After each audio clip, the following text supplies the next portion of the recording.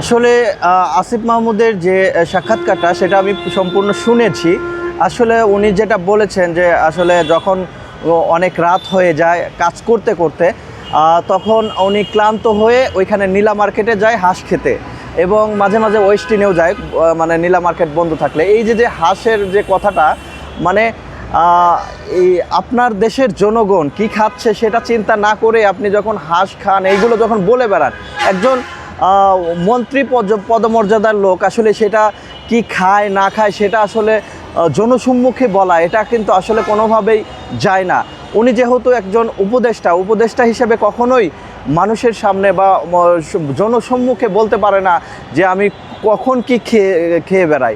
এখন আপনার দেশের জনগণ, আপনি যাদের দায়িত্ব নিয়েছেন, সেই দেশের জনগণ যখন একবেলায় খেতে পারে আর একবেলা খেতে পারে না, তাদের এই যে কষ্ট, দুঃখ, দুর্দশার পরেও আপনি যখন এইগুলো বলে বেড়ান, তখন কিন্তু মানুষের সন্দেহ আপনার প্রতি বেড়ে যাবে। এবং এই যে হাঁসকাণ্ডের যে হাঁসের যে কথাটি বলা হয়েছে, নীলা মার্কেটের কথা, একদিক দিয়ে নীলা মার্কেটের এক ধরনের স্পন্সর হয়েছে এবং উনি মাঝে মাঝে ওয়েস্টিনে যায়। এখন আমি যদি প্রশ্ন করি যে একজন উপদেষ্টা হিসাবে উনি কি নীলা মার্কেট বা ওয়েস্টিনে যাবে, নাকি উনি এখানে গুলিস্তানে একটা ফুটপাতে খাবার খাবে, সেটা আমি প্রশ্ন করতেই পারি।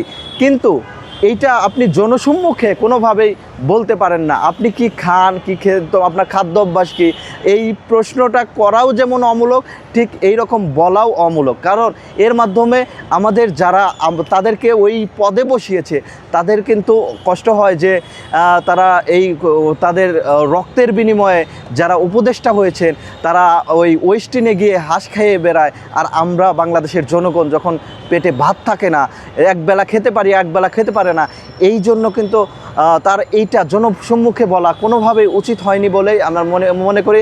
যদিও সে আমাদের বন্ধু মানুষ এবং আমাদের সহযোদ্ধা, দীর্ঘ 18 সাল থেকে আমরা একসাথে আন্দোলন সংগ্রাম করে এসেছি, কিন্তু তার এই যে মানে হিতাহেদ জ্ঞানশূন্য হওয়া, এই বিষয়টা আমাকে খুবই কষ্ট দিয়েছে।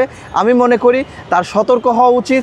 যেহেতু উনি একটা উপদেষ্টা হয়েছেন, দেশের মানুষের দায়িত্ব নিয়েছেন, তিনি খাওয়ার আগে অবশ্যই দেশের মানুষ খেয়েছে কিনা সেই বিষয় একজন উপদেষ্টা হিসাবে তার চিন্তা করা উচিত।